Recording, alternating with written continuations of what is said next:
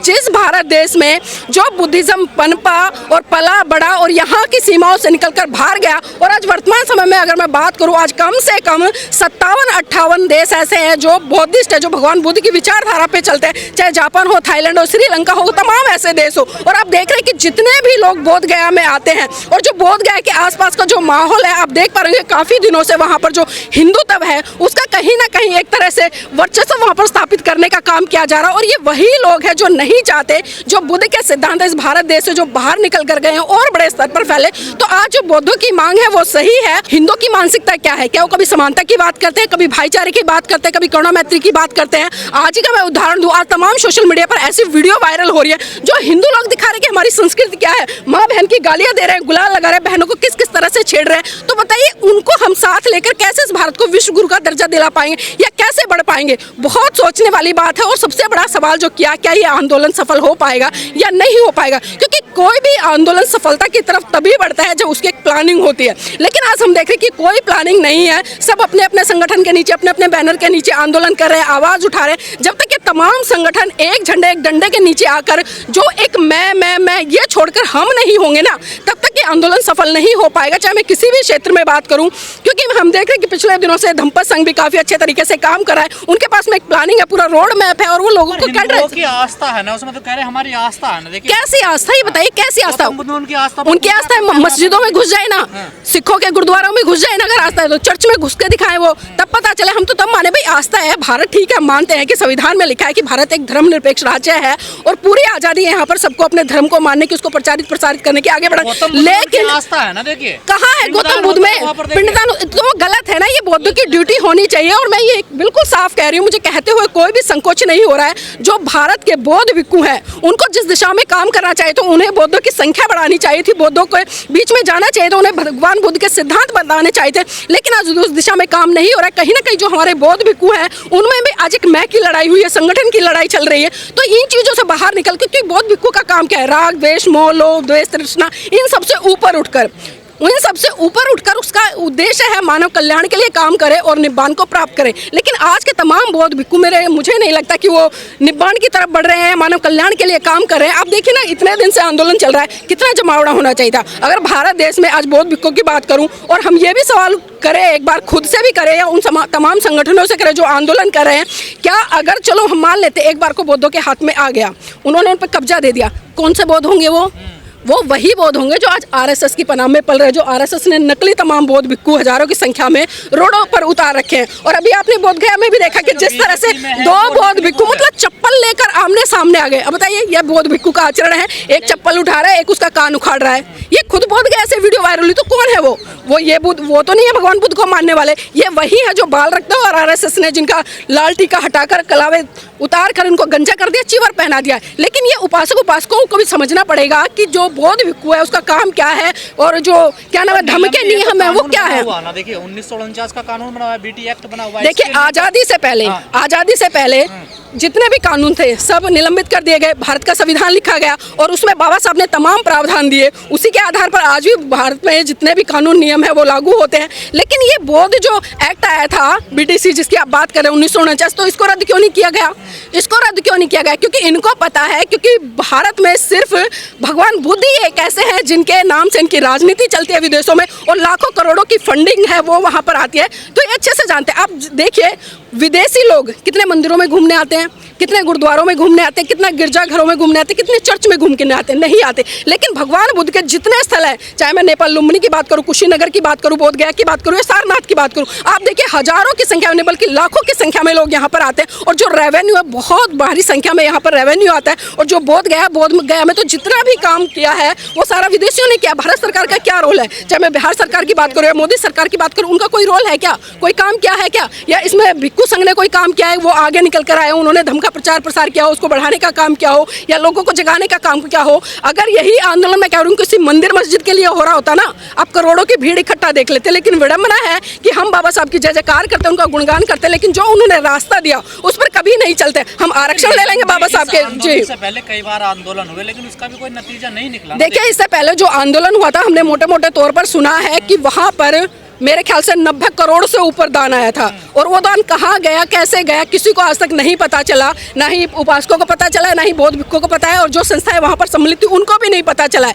तो करोड़ों की फंडिंग वहाँ पर आई और वो फंडिंग कहाँ गई आज तक किसी को नहीं पता है। और फिर से एक दोबारा से रूमर खड़ा किया जा रहा है और खड़ा हो रहा है। जो विरासत वो मिलनी चाहिए, मैं इससे सहमत हूँ, लेकिन मैं बार बार वही कह रही हूँ कि जब तक आप प्लानिंग करके इकट्ठे होकर सबकी राय मशवरा लेकर सभी संगठनों को इकट्ठा करके तमाम जो बौद्ध भिक्षु भारत देश में उनको इकट्ठा करके एक साथ अपनी आवाज़ बुलंद नहीं करोगे ना, तो ये ना तो आप बौद्ध विहार बचा पाओगे, और एक के बाद एक देख रहे हैं, चाहे आप संगीसा की बात करूँ या मैं सारनाथ में जितने भी भगवान बुद्ध के स्थल हैं वहाँ पर हिंदू धीरे धीरे अपने मंदिर बनाते जा रहे हैं, और वो मंदिर इतना विशाल रूप लेते जा रहे हैं। बोध गया के सामने देखिए ना कितना बड़ा मंदिर बना दिया, पूरा का पूरा भगवाकरण कर दिया है। अब ये बताइए, कोई आप हिंदू के मंदिर के सामने करके दिखाओ ना। मैं कहती हूँ अभी अयोध्या में राम मंदिर बनाया जाइए, आप करके दिखाइए वहाँ पर। अगर 10 भिक्षु भी चले जाए या 10 बौद्ध लोग भी वहाँ पर जाकर वंदना करने लगे या कुछ करने लगे, ये आंदोलन परवान चढ़ेगा या फिर जब पहले आंदोलन रहे ऐसे ही रह जाएगा? ये देखिए, मैंने बार बार कह रही हूँ, जब तक दिशा नहीं होगी या कोई प्लानिंग नहीं होगी, बिना प्लानिंग के कभी भी कोई आंदोलन सफल नहीं हो सकता। आज बहुजन समाज के तमाम बुद्धिजीवी लोगों की ड्यूटी बनती है और तमाम बौद्ध भिक्षुओं की ड्यूटी बनती है। आंदोलन हो रहा कहाँ है प्लानिंग? आप देखिए ना, प्लानिंग क्या है? प्लानिंग बिहार के जो लोग हैं, जो बौद्ध भिक्षु हैं, जैसे कि आकाश लामा जी, उन्होंने कुछ करी है। कुछ बौद्ध भिक्षु उनके साथ में जो लोग कल 11-12 बजे तक बैठते बेचारे वो भी चले जाते हैं, लेकिन भारत के तमाम बौद्ध भिक्षु अभी देखना बहुत बड़े बड़े कारवा होंगे, आप उनमें देखना बहुत सारे बौद्ध भिक्षु, लेकिन वो बौद्ध भिक्षु क्यों नहीं है? ये तो बिहार सरकार, देखिए, भारत की राजधानी है, यहाँ से पूरे देश में आवाज़ बुलंद होती है। अगर यहाँ पर 10 लोग भी बोल रहे हैं तो वो 10 लोगों की आवाज़ पूरे भारत देश में नहीं बल्कि पूरे विश्व में गूंजमान होती है। तो यहाँ एक जगह है ये प्रोटेस्ट करने के लिए, संवैधानिक अधिकार है। में तो संशोधन बिहार सरकार करेगी ना। देखिए, बिहार करेगी, लेकिन कहीं ना कहीं बिहार सरकार भी किसके अंडर है? आप देख रहे हैं, भाजपा है, पूरी तरह से चारों तरफ गठबंधन छाया हुआ है। कहीं डबल इंजन है, कहीं ट्रिपल इंजन है, अगर निगम में भी है। तो इनकी जो रणनीतियाँ चलती है, और क्या भाजपा आपको चाहेगी? या नीतीश जो उनकी चमचागिरी कर रहे हैं या जो कुछ वहाँ पर उठा रहे हैं सदन में आवाज, क्या लग रहा है आपको? इनके आवाज उठाने से पाखंडवाद के खिलाफ है, लेकिन उसी परिसर में तो पाखंडवाद हो रहा ना। देखिए, तो वो पाखंडवाद करने वाले कौन है? देखिए, हमारे लोग ना तो सत्ता की तरफ बढ़ रहे हैं, ना हमारे लोग बुद्धिज्म की तरफ बढ़ रहे हैं। बाबा साहब की बातों को आज तक भारत के जो बहुजन समाज के लोग हैं उन्होंने समझा नहीं। बहुत सारे लोग ये कहते हैं कि हम सत्ता में आ जाएंगे तो हम सब कुछ बचा लेंगे, लेकिन आप आरएसएस को देखिए। आरएसएस जब से गठन हुआ और आज तक 2014 में पूर्ण बहुमत के साथ में आते हैं, क्योंकि उन्होंने सांस्कृतिक परिवर्तन किया, और सांस्कृतिक परिवर्तन की ही देन थी कि वो 2014 से लेकर 2025 चल रहा है पूर्ण बहुमत के साथ में केंद्र में बैठे। लेकिन बहुजन समाज के लोगों ने कितना सांस्कृतिक परिवर्तन किया, कितने वो अपनी विरासत की तरफ लौटे, कितने अपने धर्म की तरफ लौटे, ये भी सोचना पड़ेगा, क्योंकि बिना संस्कृति, बिना विरासत के हम किसी भी आंदोलन को सफल नहीं कर पाएंगे। और मैं धन्यवाद देती हूँ एडवोकेट जय भीम प्रकाश जी का, जिस तरह से वो धम्मपद संघ को लेकर काम कर रहे हैं, लोगों को कैडराइज कर रहे हैं और सिखा रहे हैं कि वास्तव में धर्म क्या है। क्योंकि आज यहाँ पर जितने लोग हैं ना, मैं कहती हूँ एक बार आप सर्वे कर लीजिए कि बौद्ध धर्म क्या है, किसको मतलब नमन त्रिशरण पंच सिलाता है, भगवान बुद्ध के सिद्धांत क्या? आप पूछिए, एक सर्वे कीजिए, आपको खुद दूध का दूध पानी का पानी हो जाएगा। खाली झंडा उठाने से या धम धम चिल्लाने से या बड़े बड़े आयोजन करने से मैं कहती हूँ भारत बौद्ध में नहीं हो पाएगा। साझी विरासत बताई जाती है ना, कहते हैं विष्णु के अवतार हैं गौतम बुद्ध। तो देखिए, अब मैं भी आपको कह दूँ, आप भी शायद विष्णु के अवतार होंगे, 5वें या 4थे या 6ठे या 15वें, तो आप मान लोगे? ये तो पता नहीं क्या क्या कहते हैं, एक नई घटना हर दिन घट देते हैं, ये बहुत सारी चीजें। चलिए मैं मान लेती हूँ विष्णु के अवतार है, तो अयोध्या में इन्होंने क्यों नहीं भगवान बुद्ध की, जितने इनके मंदिर है वहां पर क्यों नहीं भगवान बुद्ध की मूर्ति लगाते हैं? अगर अवतार है तो अवतारों में मूर्ति लगनी चाहिए ना, बताइए, लगनी चाहिए ना, सभी मंदिरों में लगनी चाहिए। भगवान बुद्ध बिहार बनने चाहिए। कितने बिहार बताइए?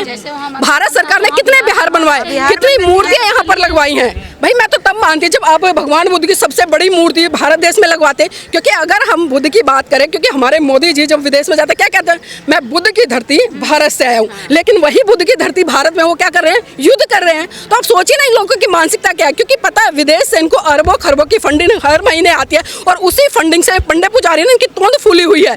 जो फंड बहुजन समाज के जो बौद्ध लोग हैं उनकी विचारधारा पे लगना चाहिए, उनकी शिक्षा पर लगना चाहिए, उनके लिए विद्यालय खुलने चाहिए। कितने स्कूल हैं? आज राष्ट्रपति से सवाल करो या केंद्र सरकार से सवाल करो कि भाई बौद्धों के लिए कितने स्कूल बनाए इन्होंने, पूछिए कितने बिहार बनाए हैं, कितने मेडिटेशन सेंटर बनाए हैं, या कितने अस्पताल बनाए हैं, बता सकते हैं? एक भी आंकड़ा है? लेकिन हिंदू के नाम पर उठाकर देख लो, तमाम आप ये नाम चेंज कर रहे हैं, जो मुस्लिम है उसको हिंदू नाम से कर देते हैं। मतलब एक नामकरण चल रहा है कि हर चीज पे अपना कब्जा कर लो, तो ये भूलना पड़ेगा इनको। भी तो प्योर नहीं है ना, वो भी दोनों तरफ है ना। देखिए ये चीज तो मैंने पहले ही कही थी, मैं आपकी बात से बिल्कुल सहमत हूँ, क्योंकि बहुत सारी चीजें आज से ही चल रही हैं। देखिए ये काम सबसे ज्यादा जो खराब कर रहे हैं ना, मैं बिल्कुल स्पष्ट कह रही हूँ, जो नकली अम्बेडकरवादी है, जो अपने आप को कह रहे हैं ना कि हम बाबा साहब के अनुयायी हैं, वो अनुयायी नहीं है बल्कि भक्त हैं। क्योंकि बहुत सारे लोग अभी बहस कर रहे रहे थे मुझसे 3-4 दिन पहले से, अरे वो चटपुइये लोग नहीं निकल कर आए जो होली को लेकर बहिष्कार करेंगे, कुछ ये करें, अरे भाई होली मनाओ, अपना त्योहार है, क्या लेना, ऐसे भीमटे नीमटे तो बहुत होते हैं। तो आप खुद सोचिए ना, जब अपने ही बहुजन समाज के लोग जब इस तरह की बातें करेंगे तो क्या वो धर्म को प्रसारित करेंगे या इस धर्म के लिए काम करेंगे, इस विरासत को बचाने के लिए काम करेंगे? तो आज समाज में नकली बौद्धों की कमी नहीं है, नकली अम्बेडकरवादियों की कमी नहीं है। कल वही नकली अम्बेडकरवादी आपको होली खेलते दिखाई दे जाएंगे, दिवाली आएगी दिवाली मनाते दिखाई दे जाएंगे, दारू पीते, उनके आवास पे जाना है, होली मिलन है, उन्होंने देखे प्रोग्राम। हाँ तो उदित राज जी कौन सी नई बात है? नई बात है क्या? नेता लोगों का काम क्या है? आप देखिए जब बीजेपी में जाते हैं जय श्री राम कर लेते हैं, जब कांग्रेस में जाते हैं भारत माता की जय कर लेते हैं, और जब बीएसपी में आते हैं तब ये कह लेते हैं कि संविधान जय भीम और संविधान जिंदाबाद। तो आप खुद सोचिए कि ये राजनीतिक लोग हैं, इनका कोई धर्म ईमान नहीं है, जहां जाएंगे उसी की चमचागिरी करेंगे, इसके अलावा ये कुछ नहीं करेंगे। लेकिन मैं कहूंगी कि जो देश की जनता है, जो आम बौद्ध उपासक उपासिका है, उनको समझना पड़ेगा, उनको एक निष्कर्ष पर पहुंचना पड़ेगा, उनको पहचान करनी पड़ेगी कि असली बौद्ध कौन है, असली बौद्ध भिक्षु कौन है और किसके मार्गदर्शन में आगे बढ़कर काम करे। अन्यथा तो आप भीड़ का हिस्सा बने, रोज आंदोलन करें, कोई फायदा नहीं होने वाला है। क्योंकि हम बार बार बाबा साहब की जय जयकार तो कर लेते हैं, उनका गुणगान तो कर लेते हैं, लेकिन जो उन्होंने एक मूल मंत्र दिया था कि हमें संगठित होकर रहना है, और जब हम संगठित होकर रहेंगे और किसी भी आंदोलन को मजबूत करेंगे तभी हम सफलता प्राप्त कर पाएंगे। लेकिन मैं देख रही हूँ कि पिछले 28 दिन बीत चुके हैं, गया में जो आंदोलन हो रहा है उससे पहले भी आपने देखा कि जिस तरह से आंदोलन हुआ और जिस तरह से आज़ादी से पहले 1949 में ये एक्ट लाया गया, और जिसमें जो विभाजन किया गया कि 4 इसमें हिंदू होंगे और 4 बौद्ध होंगे और एक जो वहाँ का डीएम है वो होगा। तो आप लगाइए कि जो बहुमत के आधार पर भी अगर निर्णय जाता है तो स्वाभाविक सी बात है हिंदुओं की तरफ जाएगा। लेकिन विडंबना है कि भारत देश में तमाम मस्जिदें हैं, गिरजाघर है, गुरुद्वारे हैं और भी बहुत सारे मंदिर हैं, आप देखिए सैकड़ों की संख्या में नहीं लाखों की संख्या में आपको मिल जाए, लेकिन वहाँ पर किसी भी अन्य धर्म के व्यक्ति का कोई लेना देना नहीं है, वो हस्तक्षेप तक नहीं कर सकता। यहाँ तक कि अभी आपने पिछले दिनों देखा कि संभल में जिस तरह का प्रकरण हुआ, जिस तरह से दिन दहाड़े गोलियां चली, और अभी संभल को लेकर, क्योंकि आज होली का जो एक तरह से त्योहार है लोग वो भी मना रहे हैं, और जो उत्तर प्रदेश का एक फरमान जारी हुआ योगी की तरफ से, उन्होंने कहा जिनको रंगों से दिक्कत है वो अपने घर में बैठे, क्योंकि होली तो साल में एक बार आता है, लेकिन जो नमाज है वो 52 दिन चलती है और मस्जिद को भी ढक दिया है। तो आप सोच सकते हैं कि